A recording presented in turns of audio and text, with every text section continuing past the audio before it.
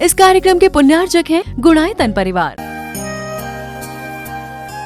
गुणायतन परिवार द्वारा भोपाल में बड़ी सार्थक पहल की गई है, जिसमें बच्चों को संस्कार युक्त और गुणवत्तापूर्ण शिक्षा देने का मौका मिल रहा है। ये बच्चों की व्यवस्था की गई है, जिसमें 6वीं 7वीं के बच्चे इस साल लिए जाएंगे और 11वीं 12वीं और सीए फाउंडेशन के बच्चों को यहाँ रखा जाएगा।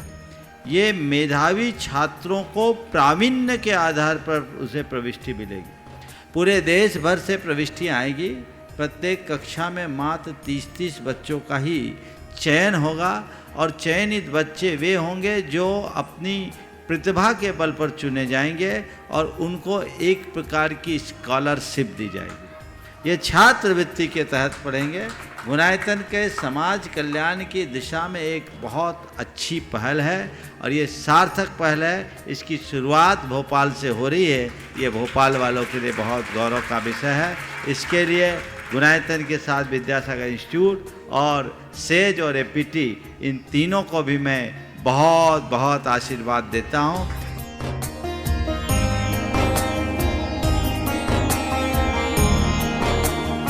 एक आदर्श और व्यवस्थित दिनचर्या का लक्ष्य प्राप्ति में बहुत बड़ा योगदान होता है।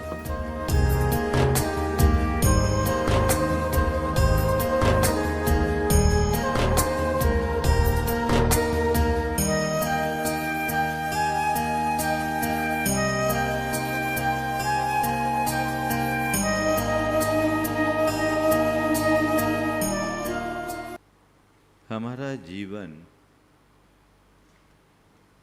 पुण्य और पाप से बंधा हुआ है। विगत दिनों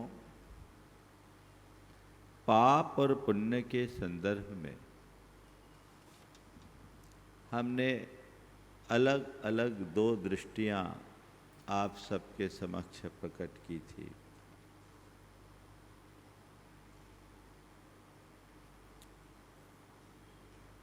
पाप करना, पाप भोगना, पाप काटना और पाप त्यागना। इसके साथ ही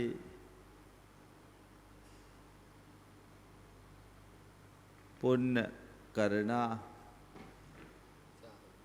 पुण्य चाहना, पुण्य भोगना, पुण्य करना या कमाना और जीवन को पुण्य बनाना।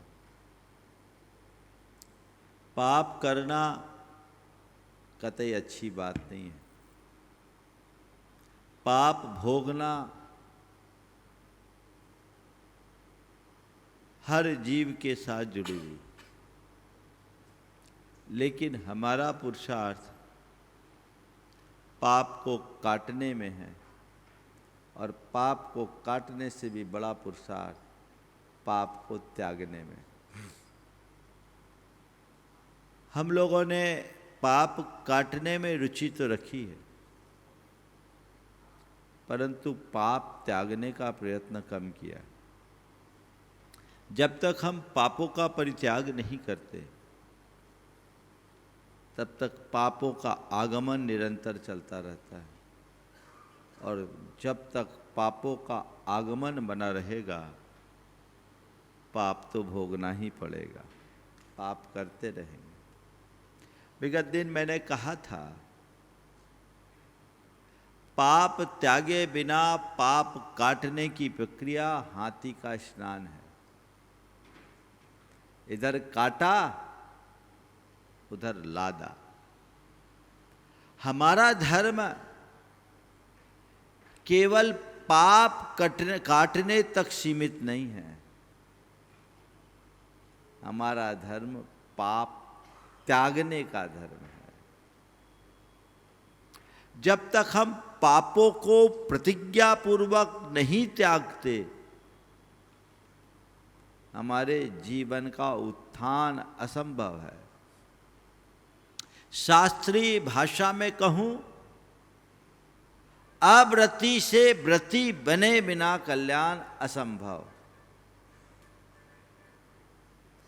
पापों में जीना असंयम है और पापों का परित्याग संयम है। अपने मन में गहरे से उतरो और देखो कि मेरे जीवन में पाप किस स्तर तक है, और पापों को त्यागे। बहुत बेहतर हो सारे पापों को एक साथ त्याग दो, पर सबके लिए संभव नहीं। तो हमारे तीर्थंकर परमात्मा ने हमें एक उपदेश दिया और कहा, देख भाई, पूरी तरह से पाप से मुक्त हो सके तो बहुत अच्छी बात है। जिस दिन तू पापों से पूरी तरह मुक्त हो जाएगा, महाव्रती हो जाएगा। लेकिन यदि पूरी तरह से पापों से मुक्त ना हो पाए तो कम से कम आंशिक रूप से तो पाप को त्यागो, अनुव्रति तो बनो। मतलब थोड़ा ही सही लेकिन पाप को त्यागो। जिस स्तर पर पाप त्याग सकते हो उस स्तर पर पाप को त्यागो। अनुव्रत का पेट बहुत बड़ा है। अनुव्रत यानी एक अनुरूप छोटा सा व्रत। ये छोटा सा व्रत भी हमारे जीवन के परिष्कार का आधार बनता है। शास्त्रों में हम पढ़ते हैं कि एक खदिरसाल नाम के भील ने केवल कौवे के मांस का त्याग किया था। आप सबने कहानी पढ़ी है। हम लोगों के साथ एक कमी है कि हम लोग कहानियों को कहानी मान करके पढ़ते हैं, लेकिन कहानी में छिपे हुए संदेश को बहुत कम पकड़ पाते। उसने केवल कौवे के मांस का त्याग किया। भील था जाति से, मांस भक्षी था। मुनिराज का सानिध्य मिला। मुनि महाराज ने पापों को त्यागने का उपदेश दिया। उसने कहा, ये मेरा रोज का काम है, मैं मांस छोड़ ही नहीं सकता। उन्होंने कहा, कुछ तो छोड़ दे। बोले, मैं सबका मांस खाता हूं। बोले, सबका मांस खाते? बोले, हाँ सबका खाते। बोले, कौवे का मांस कभी खाया? बोले, कौवे का नहीं खाया। खाने की इच्छा, कभी खाऊंगा भी नहीं। छोड़ सकता है। छोड़ दिया। कहानी आपकी सुनी हुई, फिर भी मेरे नजरिए से सुनी। उस एक भील ने केवल कौवे के मांस का त्याग किया। त्याग के बाद परीक्षा होती है। वो भयंकर बीमार पड़ा। सब तरह की चिकित्सा करने के उपरांत भी उसे आराम नहीं मिला। वैद्यों ने उसका एक ही इलाज बताया कि इसकी दवाई कौवे के मांस के साथ खानी पड़ेगी। जब उससे कहा गया, बोले, कौवे का मांस तो मैंने छोड़ दिया है, गुरु के पास एक ही तो नियम लिया है, ये तो मैं नहीं खा सकता। बोले, नहीं खाओगे तो नहीं बचोगे। बोले, मैं मर जाना कबूल कर लूंगा, लेकिन अपना नियम नहीं तोड़ूंगा।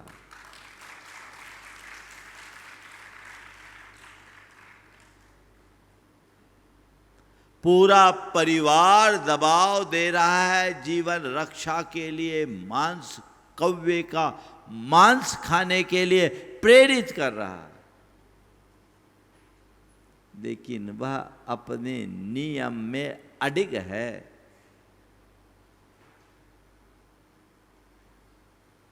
उसका रिश्तेदार उससे मिलने जा रहा है। रास्ते में वन देवी मिलती है, वो रोती भी दिखती है। बोले, क्यों, तुम रो क्यों रही हो?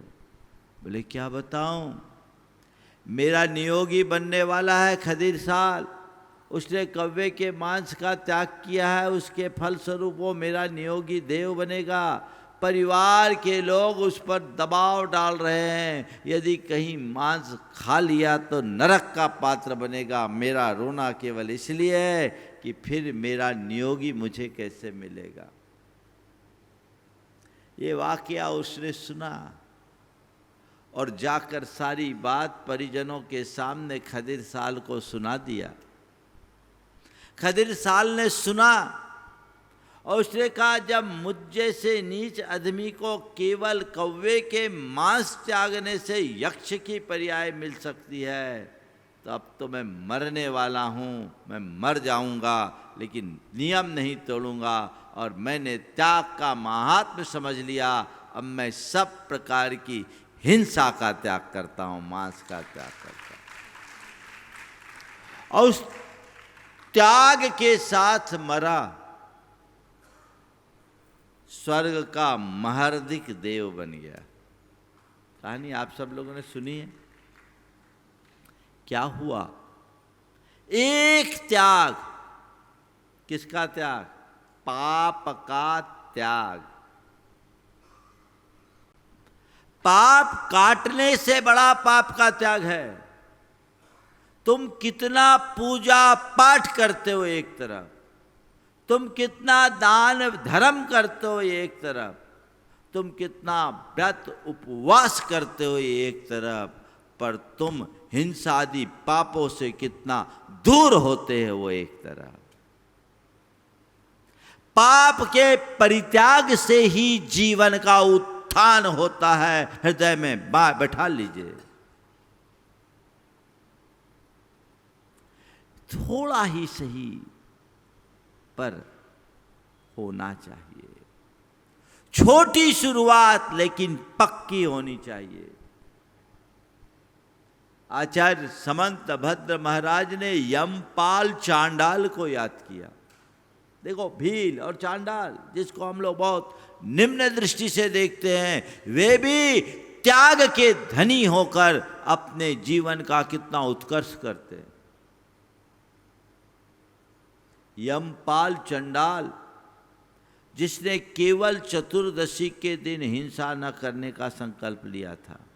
कहानी आप सबको पता है, एक बार फिर ताजी कर लीजिए ताकि अंदर कुछ प्रेरणा जगे। संयोग से अष्टानिका में राजकुमार ने हिंसा का कर्म कर लिया, स्वीकार कर लिया। राजा कुपित हुआ और अपने पूर्व घोषित दंड विधान के अनुसार राजकुमार को भी सूली पर चढ़ाने की घोषणा कर दी। अब राजकुमार को मृत्यु दंड है, सूली पर चढ़ाना है, और सूली पर चढ़ाने के लिए तो जल्लाद चांडाल ही चाहिए। आज चतुर्दशी का दिन है, कैसे करे? उसे खबर मिल गई। उसने अपनी धर्मपत्नी से पहले से कह दिया, देख आज तो मुझे हिंसा करनी नहीं है, आज का मेरा नियम है, मुनि राज से मैंने हिंसा का त्याग किया है। राजकर्मी आए तो कह देना मैं घर पे नहीं हूं। और उसके कहे अनुसार जैसे ही राजकर्मी आए, उसकी धर्मपत्नी ने कह दिया कि वो तो आज घर पे नहीं है, बाहर गए। का बड़ा दुर्भाग्य है उसका। आज यदि वो होता तो राजकुमार के सारे आभूषण और गहने उसे मिल जाते, दारिद्र्य मिट जाता। धर्मपत्नी के मन में लोभ जग गया और उसने इशारे से कह दिया बाहर गए हैं, यानी भीतर है। उसे राज दरबार में लाकर उपस्थित किया गया। उसने कहा आज मैं नहीं कर सकता। उसने सोचा इसने कोई रिश्वत खा लिया।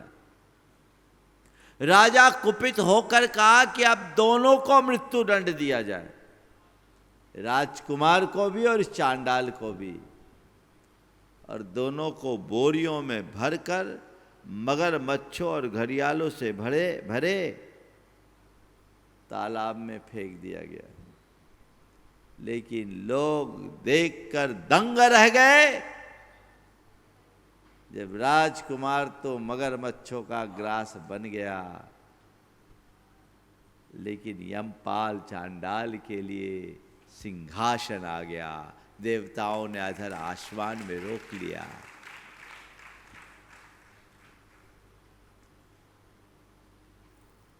देवों के द्वारा उत्तम पूजा को प्राप्त हुआ। किसके बदौलत? प्राण जाए पर प्रण नहीं जाए। पाप के त्याग का ये कितना श्रेष्ठ उदाहरण है।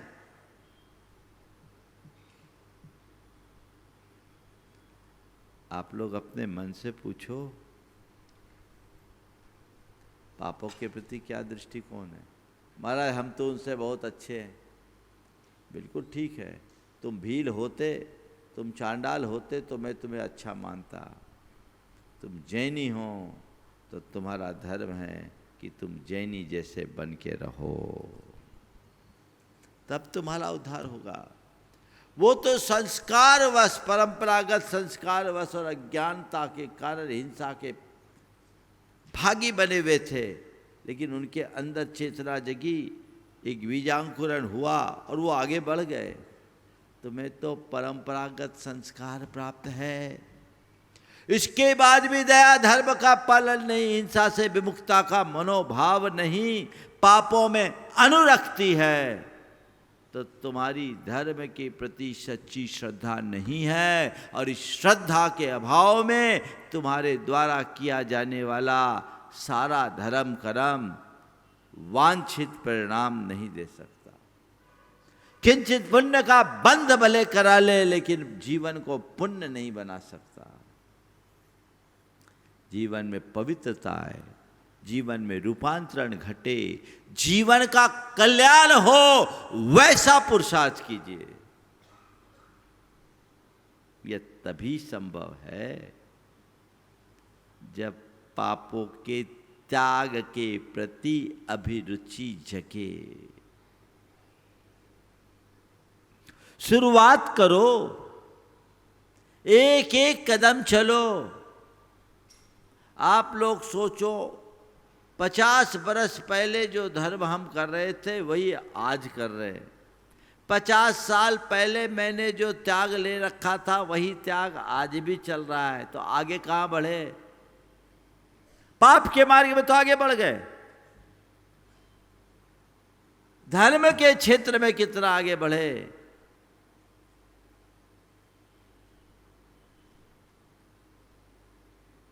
पिछली दिन मैंने कहा था ना, तुम धर्म करो ये सेकेंडरी है, अधर्म से बचो ये प्रायोरिटी होनी चाहिए। क्योंकि अधर्म से बचना ही सबसे बड़ा धर्म है। अधर्म से बचो। मैंने उदाहरण दिया था ना, ग्रीन सिग्नल पे गाड़ी ना बढ़ाओ चलेगा, पर रेड सिग्नल पर गाड़ी बढ़ने पर खतरा है, चालान कटेगा। कटेगा कि नहीं कटेगा? तो भगवान ने कौन कौन सी रेड सिग्नल बताए? जिन जिन रास्ते पर चलने का भगवान ने निषेध किया, उस रास्ते से बाहर निकलो, उससे बचो, उधर गाड़ी मत बढ़ाओ। जो चीजें वर्ज्य है उनको प्रतिज्ञा पूर्वक त्यागने का संकल्प होना चाहिए। पहला काम मद, मांस और मधु का प्रतिज्ञा पूर्वक त्याग। ये पहली क्लास है। इनके साथ 5 नंबर फलों का त्याग, 8 मूल गुण होते हैं। अब अगर इसको भी लोग लेने लगे, आजकल संभ्रांत लोगों में भी मद्यपान की प्रवृत्तियां आम होने लगी है। लोग इसे स्वीकार करने लगे। लोगों को ये पता नहीं है कि ये पाप है। पाप क्या हो, पता होने पर भी वो पाप को पाप नहीं मान रहे, उसे आज का कल्चर मानने लगे हैं। ऐसी मनोवृत्ति जीवन का सत्यानाश करेगी। एक अधर्मी, अज्ञानी व्यक्ति के जीवन में ये बातें आए तो फिर भी समझ में आती है, पर धर्मी, गुरु भक्त, तत्वज्ञानी अगर ऐसा करता है तो बड़ा खेद होता है। ये बड़े दुख की बात है। बदलाव घटित होना चाहिए। मन में ठानिए, पहले चरण की बात है। फिर दूसरे चरण में संकल्पी हिंसा का त्याग। आज मैं एकदम नीचे के लेवल पर आपको 5 अनुव्रत का पाठ पढ़ाना चाहता हूं। ओम, एकदम नीचे के लेवल पर 5 अनुव्रत लेना चाहते हैं। आपको अनुव्रत की बात जब कभी भी कही जाती है, कहते 16 का खाना पड़ेगा, 1 टाइम खाना, 2 टाइम खाना, ये करना वो करना। अनुव्रत का ये अर्थ है ही नहीं। अनुव्रत यानी छोटा सा व्रत। बता दूं, पाप का त्याग करना चाहते हैं, हमारे यहाँ 5 पाप बताए: हिंसा, झूठ, चोरी, कुशील और परिग्रह। इन 5 पापों को पूरी तरह त्याग दो, अति उत्तम। पर तुम गृहस्थ हो, तुम्हारे जीवन में इनका पूर्ण त्याग संभव नहीं है। इसलिए गृहस्थों के लिए इन पापों को व्यवहारिक रूप से त्यागने की प्रेरणा देते हुए अनुव्रत का उपदेश दिया। पहला है अहिंसानुव्रत, स्थूल हिंसा का त्याग, यानी संकल्पी हिंसा का त्याग। इरादतन किसी का घात नहीं करना। मद, मांस, मधु का त्याग कर दो, संकल्पी हिंसा का त्याग हो गया। और अब चौथा और बोल रहा हूं, जो पहले चलन में नहीं आता था, वो मक्खन। आजकल सब जगह मक्खन आने लगा। मक्खन को महाविकृति कहा है। बटर बिल्कुल नहीं खाना। एक अंतर मुहूर्त के बाद उसमें असंख्य त्रसजीव आ जाते हैं। जैन धर्म में 4 महाविकृतियां हैं: मद, मांस, मधु और मक्खन। इन्हें महाविकृति कहा गया। इनका सेवन करने से त्रस जीवों की हिंसा होती है। ये एक प्रकार की संकल्पी हिंसा है। आजकल प्राय प्रत्येक समारोहों में होने वाले भोजों में घी की जगह मक्खन का प्रयोग होने लगा है। ये अंग्रेजों की देन है। हमारा देश घी खाने और पचाने वाला देश था, गरम देश था। अंग्रेजों ने मक्खन खाना शुरू कर दिया, हमें सीख दे दी। आजकल लोग मक्खन का चलन करने लगे। बदलाव आना चाहिए, इस पर परहेज होना चाहिए। मद, मांस, मधु, मक्खन का त्याग, संकल्पी हिंसा का त्याग। मैं इरादतन किसी का घात नहीं करूंगा। ठीक। इसके 5 अतिचार हैं हिंसानुव्रत के। बध यानी किसी को मारना। तय कर लो, किसी को पीटेंगे नहीं, चाहे वो अपने बच्चे भी क्यों ना हो। पिटाई करना अच्छी बात है क्या? आजकल मनोवैज्ञानिक भी कहते हैं पीटना मत। और आप बोलो, बच्चों को जब पीटते हो तो ये सही कर्म है क्या? बच्चों को पीटने से बच्चे ढीठ बनते हैं। उन्हें आंख की लिहाज सिखाइए तो आज्ञाकारी बनेंगे। पीटना नहीं। चाहे बच्चे हों, चाहे पालतू पशु हों, आश्रित लोग हों, नौकर चाकर हो, किसी को मारना नहीं। बंधन, किसी को बंधन में बांध डालना। नौकर चाकरों पर ज़्यादा नियंत्रण रखना और पालतू पशुओं को बांध देना। अभी देखो, मैंने सुना पंजाब में बाढ़ आई, कई जानवर बेचारे बंधे सो बंधे ही रह गए। जो खुले थे वो तो फिर भी तैर कर पार हो गए। मैंने सुना भारत की भैंसें, पंजाब की भैंसें पाकिस्तान पहुंच गई, पार हो गए, बच गए। खुले रखो जानवरों को, बंधन में ऐसा मत रखो कि वो अपनी विपत्ति में भाग न सके। बंधन हो तो नाम मात्र का हो, इसे कम से कम करो। छेदन, दुर्भावनापूर्वक नाक कान आदि छेदना, नकेल लगाना, नाथ देना, ये जानवरों के साथ है। आदमियों के नाक कान छेदना नहीं, बच्चों के नाक कान छेदना हिंसा नहीं है, तो उसके अलंकरण का प्रतीक है। दुर्भावना पूर्वक इस तरह का काम करना आज कोई नहीं करता। किसी पर क्षमता से ज्यादा वजन लादना, अति भारारोपण, और समय पर भोजन नहीं देना, ठीक भोजन नहीं देना, ये अन्नपान निरोध। मैं समझता हूँ इन पांचों में आप लोग कुछ नहीं करते। करते हैं क्या? बच्चों की पिटाई को छोड़कर और कुछ नहीं करते होंगे। और किसी पे तो जोर चलता नहीं कि किसी को पीट दें, है ना। किसी से लड़ाई हो जाए, अपनी रक्षा के लिए पीटना है तो बात अलग है। वहाँ पिट के मत आना, पीट के ही आना, ठोक कर आना। आपका गृहस्थ का एक धर्म है। उसे विरोधी हिंसा का त्याग नहीं कराया, उसे किसका त्याग कराया? संकल्प हिंसा। आत्मरक्षा के लिए तुम्हें अस्त्र उठाना हो तो भी उसकी तुम्हें छूट है गृहस्थों के लिए, लेकिन एक आम व्यक्ति के प्रति तुम इरादतन कभी ऐसा मत करना। बोलो, करते हो क्या? नहीं करते ना। त्याग कर सकते हो? बोलो, इजी है कि नहीं? केवल मद्य मांस मधु का त्याग करो। अभी मक्खन के लिए मैं थोड़ी ढील दे रहा हूँ, उसका अभ्यास कर लेना, लेकिन नज़र में रखना। कर सकते हैं कि नहीं? कर सकते हैं? बोलो, महाराज मैं अहिंसा अनुव्रत अंगीकार करता हूँ। बोलो, अहिंसानुव्रत अंगीकार करता हूँ। एक व्रत हो गया ना? बोलो, इतना इजी है? इतना इजी?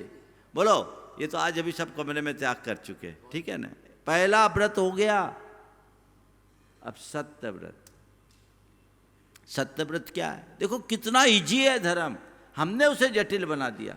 सत्य व्रत, सत्यानुव्रत, जहां मेरा काम सच से चलेगा वहां झूठ नहीं बोलेंगे। हिसाब लगाओ, दिन भर में 100 झूठ बोलते हो तो 90 बिना मतलब के, वहां सच बोल के भी काम चल सकता है। और आजकल आपको झूठा कौन बनाता? आपकी मोबाइल। होते कहीं हो, बताते कहीं के हो। जितने मैसेजेस हैं उन सब में झूठ का ही अल्फाज ज़्यादा होते। एक अपने प्रति जागरूकता रखो कि जहां मेरा काम सत्य से चलेगा वहां झूठ नहीं बोलेंगे। काम चल सकता है। और ऐसा सच नहीं बोलेंगे जिससे किसी को विपत्ति आ जाए। नियंत्रण रख सकते हैं?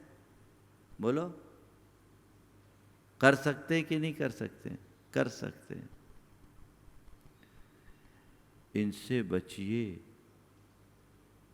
और इसके लिए 5 अतिचार बताएं। परिवाद रहो व्याख्यान, पैशून्यम कूट लेख क्रीड़म च न्यासापहारिता पिच। किसी से अपशब्द मत बोलो, गाली गलौज से बचो। बचना चाहिए कि नहीं? अब शब्दों के प्रयोग से बचने का अभ्यास करो। किसी की निजी बातों को उजागर करने से बचो। चुगलखोरी पिशुनता से बचो। फर्जी कागजात बनाने से बचो। और दूसरों की धरोहर हड़पने से बचो। अगर ये 5 से बच गए तो आप सत्य व्रत में दृढ़ हो गए। चलिए, लक्ष्य इसका रखिए, पर कम से कम इतना संकल्प तो ले सकते हो कि जहां मेरा काम सच से चलेगा वहां झूठ नहीं बोलूंगा। रख सकते हो सावधानी? बोलो, बोलो, बिना वजह झूठ नहीं बोलने का संकल्प ले सकते हो कि नहीं? इतने धीमे धीमे मरे मरे क्यों? बोलो, महाराज जी मैं सत्यानुव्रत अंगीकार करता हूं। बोलो, मैं सत्यानुव्रत अंगीकार करता हूं। हो गया दूसरा अनुव्रत। अब चोरी है, स्थूल चोरी। किसी के घर डाका डाला, इच्छा है? किसी के यहाँ सेंध मारी, इच्छा है? किसी का जेब काटा, इच्छा है? पति की छोड़ के। आज भी ये परंपरा है ना? तो ये चीजें हैं ना, ये नहीं लिया ना,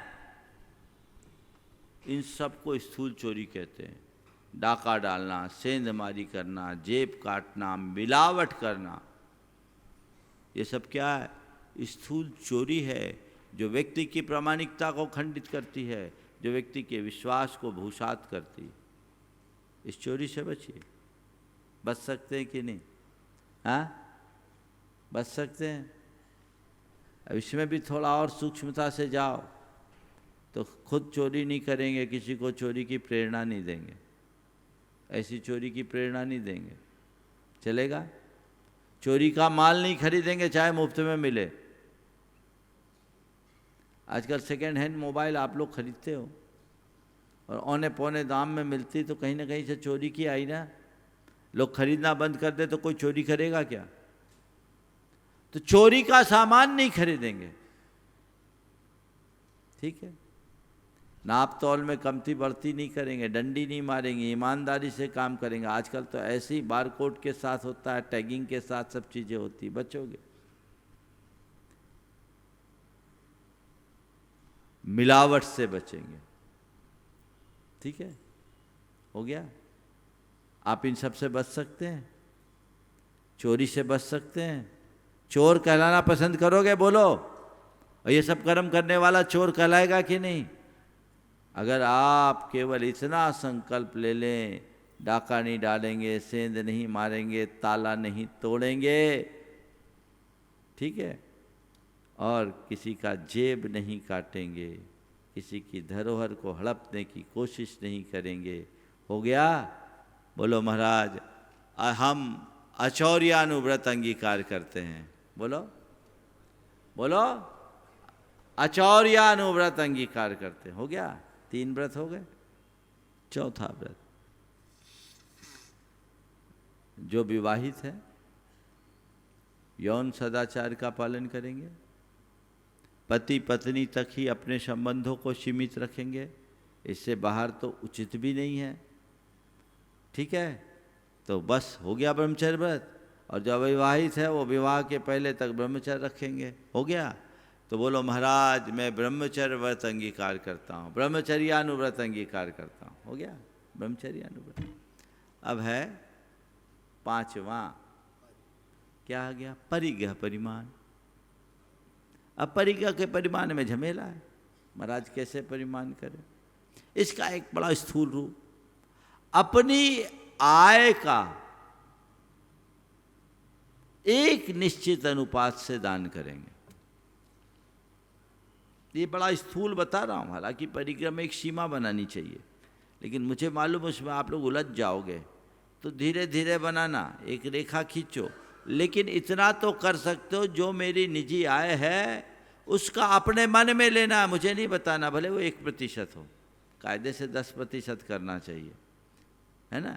अपने अपने मन में ये संकल्प कर सकते हो कि मैं जो भी कमाऊंगा, जो मेरी शुद्ध आय होगी, जो मेरी नेट प्रॉफिट होगी, उसका इतना प्रतिशत मुझे दान में लगाना है।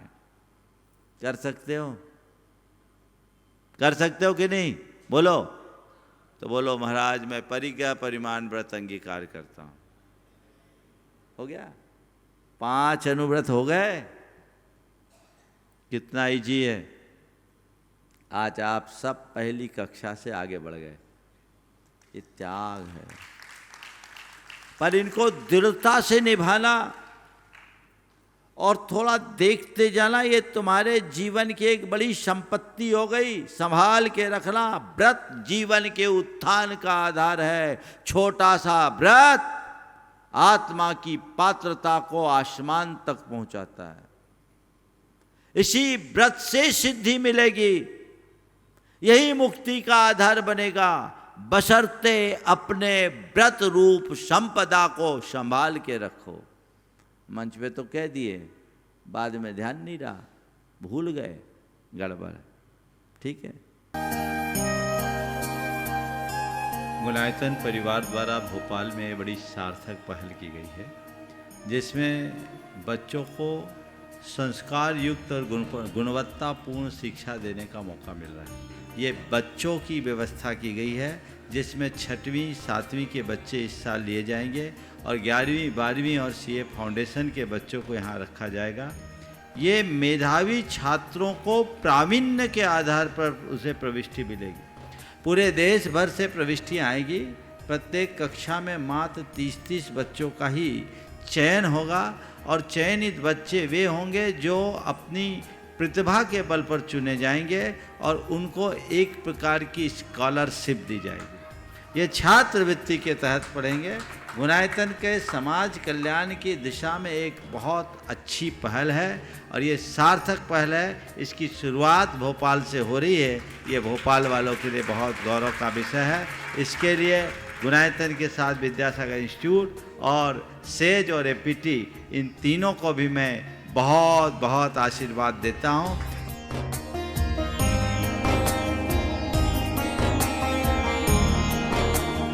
एक आदर्श और व्यवस्थित दिनचर्या का लक्ष्य प्राप्ति में बहुत बड़ा योगदान होता है।